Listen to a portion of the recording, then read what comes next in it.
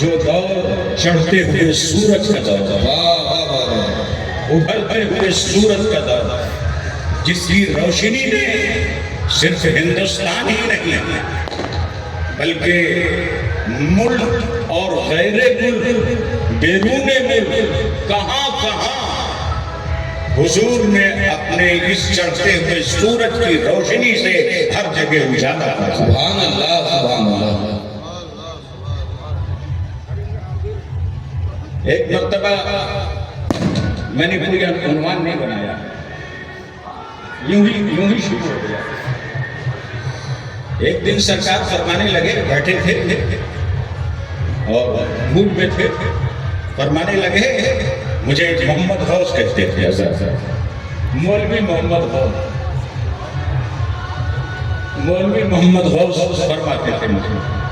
Mood میں تھے، کہا تمہیں معلوم ہے کہ آج میں نے ملک اور بیرون ملک بڑے بڑے ملکوں کا دورہ کیا ہے، اسلام کی دعوت پھیلائی ہے، لیکن میرا دورہ سب سے پہلے کہاں سے شروع ہوا؟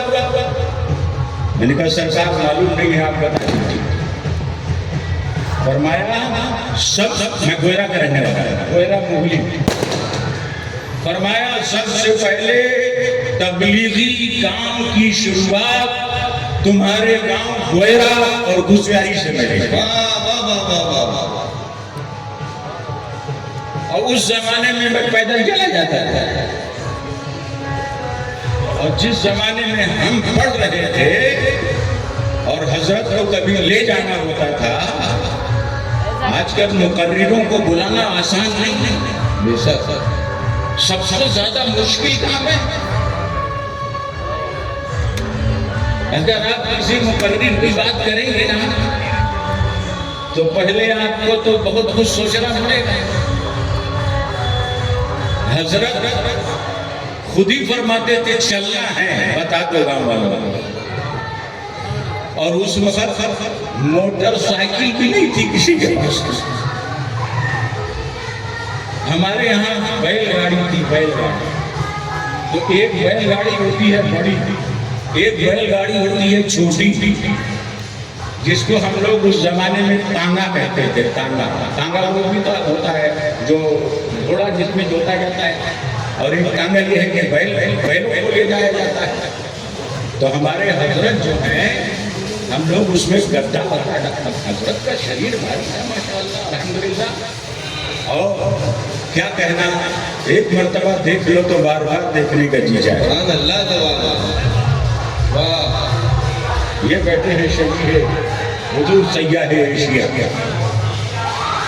لیکن میں کہہ سکتا ہوں، برا میں یہ کہہ سکتا ہوں کہ حضرت جس وقت اپنی وہ پنجابی شلوار اور یہ کرتا جو پہنے ہوئے ہیں، بہترین کرتا لمبا اور بھیڑی آستین والا پہن لیتے تھے، اور امامہ شریف باندھ لیتے تھے اسی رنگ کا، اور پان کھا لیتے تھے، تو خدا کی قسم مولانا وسیم صاحب ابھی انہوں نے کہا کلی کا گھر بھی کا گھر ہے، اس گھر کا ہر ایک بچہ جہاں پیدا ہوا شیر خدا معلوم۔